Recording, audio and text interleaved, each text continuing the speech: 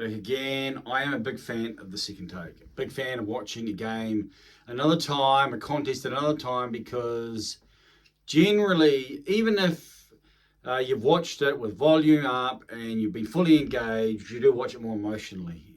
And watching it a second time, and if it's really important, maybe even more times, allows you to decrease the emotional connection and encourages a more sober analysis. So I've watched France versus New Zealand, Les Bleus versus the All Blacks a second time, the first game of Rugby World Cup 2023. And so what, if anything, changes from my first viewing? Well, a lot of talk in the video one. Probably if I was to give an overall appraisal, I would say that my sense of how close the All Blacks were to be able to win that contest has probably been raised after watching it a second time. I think that what happened in the first half was pretty significant. They should have scored at least on the break, on the 40-minute mark, when Cody Taylor passed the ball into touch. The French were gassed, and if they just phased it out and controlled it, they may have even got a yellow card. You don't know in terms of how that would have translated, but they should have scored then. If they had control and if they just worked it through, then the French resistance would have eventually broken. Previous to that, when Scott Barrett, I think it was about the 25th minute or thereabouts, I think it was about the 25th, 24th minute, maybe even around that mark anyway. And I think they got a penalty, but they should have scored a try then. They just didn't control it.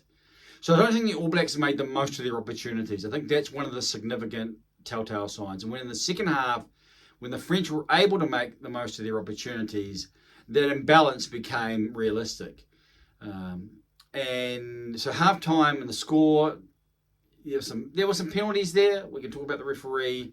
A couple of penalties that I thought were, well, interesting, let's just say that. Interesting maybe the wrong connotations. I think that they, as can happen in rugby union, they went a certain side's way. For whatever reason, I think the first penalty, Julien Monchon, he won the penalty after the All Blacks had scored, and he was over the tackle player. If you remember, he was over the tackle player, but he was only holding on to the player. He wasn't holding on to the ball. Now, they've generally said, well, if you're not on the ball, then that's not a penalty. That doesn't warrant a penalty.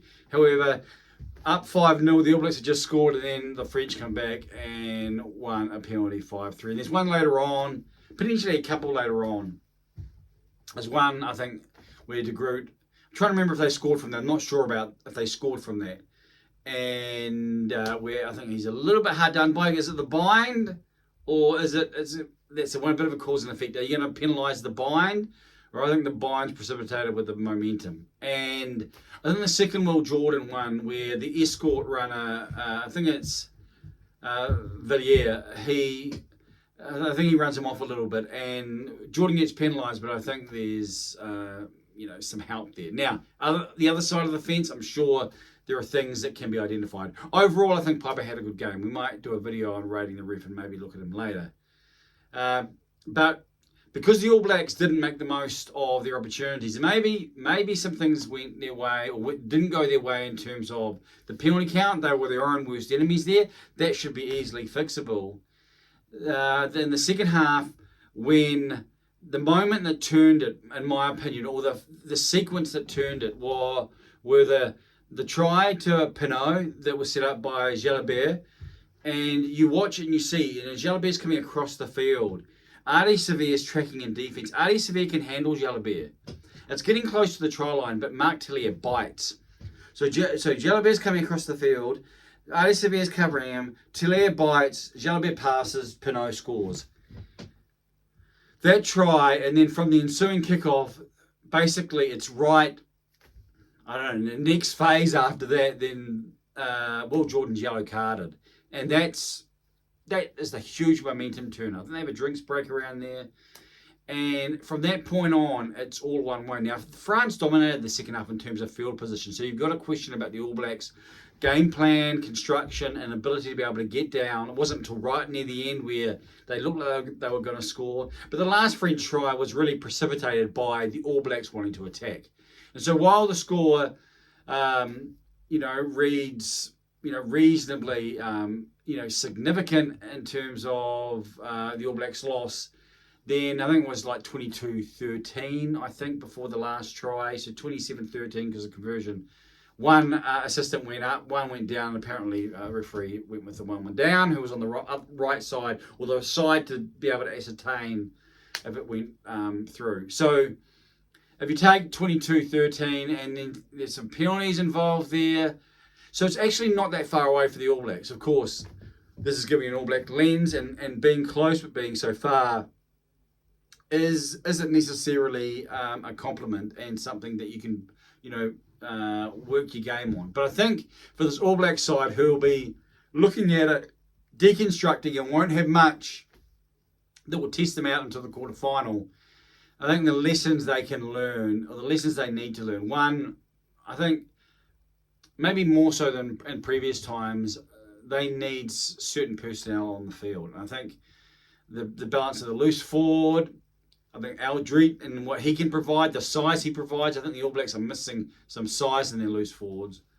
I think making the most of their opportunities, if they had made the most, I may have said it previously in light of the Springbok result the week before, if they had been able to do that, and then cards.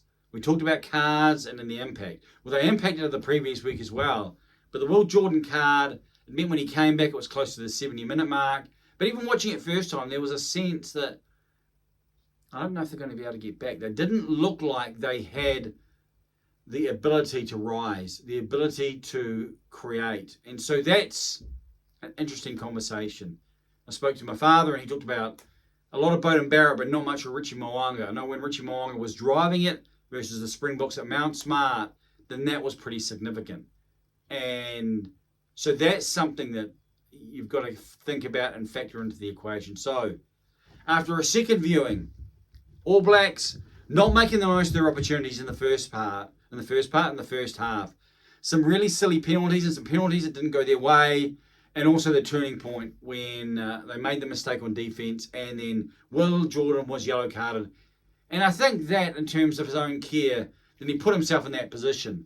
The other penalty related to him, another kick, that I think we can debate about that.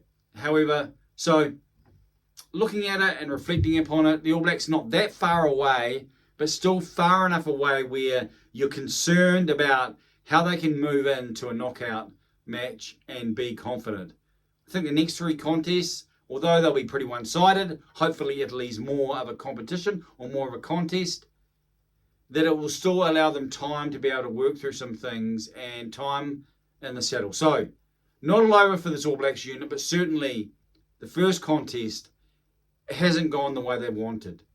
But again, not over yet, but they're going to need to find something more, need to have fit personnel, and need to execute much better when it gets to the knockout. And where sides will put even more pressure on them. In the scrum, Ethan de Groot's got to be much more confident and much more secure in the very basics. Like one of the penalties where he has a knee down, I think it's just poor technique. I don't even think he's under pressure. I just think he got himself in a poor situation and couldn't get out of it. So, All Blacks plenty to work on. Not a disaster. And when you pull it apart and you see it, then you grasp and understand how they can move forward. Can they do that is a big question. And that's up in the air. That is something that they will only answer on the field. The quarterfinal is going to be their grand final or their final. I think if they get through the quarterfinal, the potential for the matches further on may not be as difficult as that quarterfinal for a number of reasons. Will they do it? The weeks will tell us. But I thank you for joining me. Please comment, what do you think? Have you watched it again? What do you think about the turning point? What do you think about who was best for the All Blacks on the field? It's interesting as I thought about that. We may talk about that in another video. It's time for lunch, I think. Feeling a bit peckish now. Bit of action this morning. So, look forward to your engagement. A lot about to happen.